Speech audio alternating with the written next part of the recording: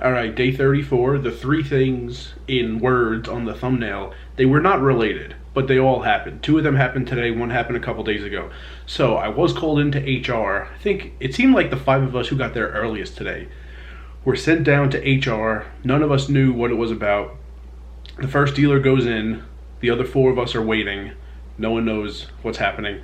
The first dealer's in there for like a half hour. Like, we got down there 10:40, and like 10:45 is roll call, and the tournament starts at like 11:05. Today was day flight 1E started at 11:05. So it's like, that was kind of annoying because we're definitely gonna, miss the first down. We're gonna be, on first break, and then if we're up there by 11:30, then we'll start dealing at 11:30 and get some down rates. So the first one is taking forever. We weren't sure we'd even be back up there by 11:30. Eventually, after like a half hour, she leaves. I go in there. I was in and out in like 2 minutes.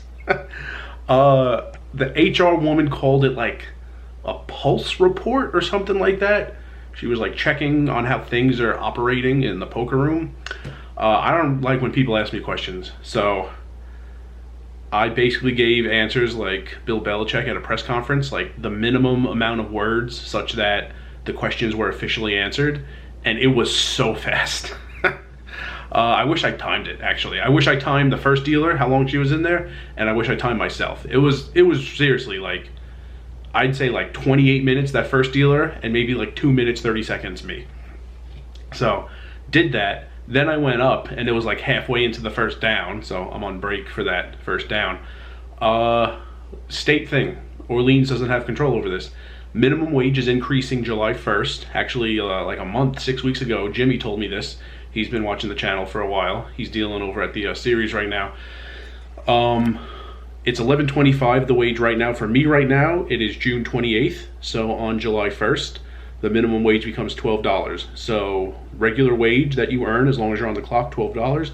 Any overtime hours, much easier to calculate. I mean, just as easy to calculate, but there was like 11.25 multiplied by 1.5 came out to a number with like half a penny in it. It was kind of annoying. Overtime pay when your regular pay is $12 an hour. Overtime pay is $18 an hour. So that's cool. That will be the final 14 days of the series at Orleans. So getting a raise, not that Orleans had any say in it. The state of Nevada is giving me a raise. And yeah, got to deal. This was interesting. Stud 8 cash. Never dealt a stud cash game before. So I told you like a week or so ago, occasionally there's been a game running. It's 15-30 are the stakes. It's Omaha 8 and stud 8. The first time I dealt it, the only other time I dealt it, it changed with the dealer change, which is how things worked in Maryland Live. A few times in summer 2018, I was playing, I think it was the same thing, Omaha 8, stud 8, down by down, D-O-W-N, down by down. So one dealer deals Omaha 8, the next dealer deals stud 8. That's how it was like a week ago, and I got Omaha 8, which I wasn't thrilled about because, I deal Omaha 8, like a 15-30 Omaha 8 game runs anyway. So does 8-16, so does 4-8. I'm just dealing a lot of that. I wanted to deal a stud game in cash. That would have been cool, didn't get the chance. This time, it was like a horse tournament. So in a horse tournament, we have eight-handed.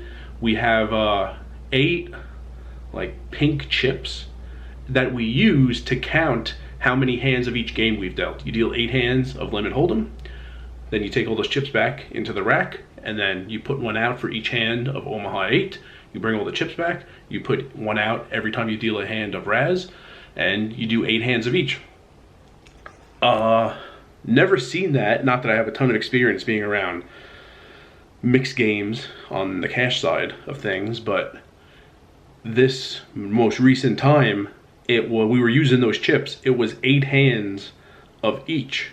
So I dealt the final 4 hands of Omaha 8, which turned out to be 5 hands because on the final hand, a kill was triggered. $200 in the pot triggers a kill. It's a 1/3 kill. 15-30 becomes 20-40. So you don't switch games.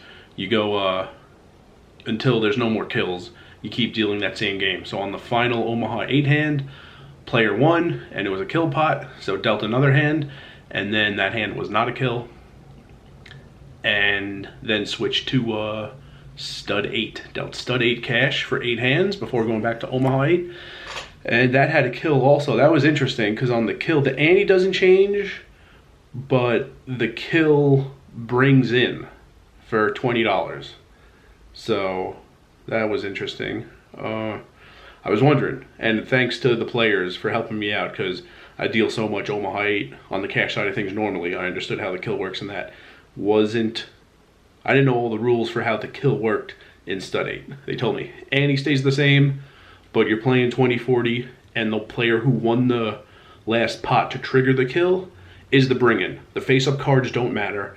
The player who is responsible for the kill brings in for the lower of the two limits. You're playing 20-40, $20 bring-in, doesn't matter what the cards are. So, yeah, dealt stud 8, probably be the closest I ever get to dealing Raz in a cash game. So that was cool. And today was flight, the early flight 1E, the late flight 1F. So 1E registration was closed when I left. I think there were 313 entries. The numbers, even on the slower days, ended up being good, even though it was never like too busy, too chaotic at once. The numbers were pretty solid. I think, so when yesterday ended, flights 1A, 1B, 1C, 1D were done. Somewhere, it was between 800 and 900 entries in those first 4 flights combined. And then today was 313 entries. So it's pretty close to 1,200 entries through 5 of 8 flights, which already beat the guarantee, I'm pretty sure.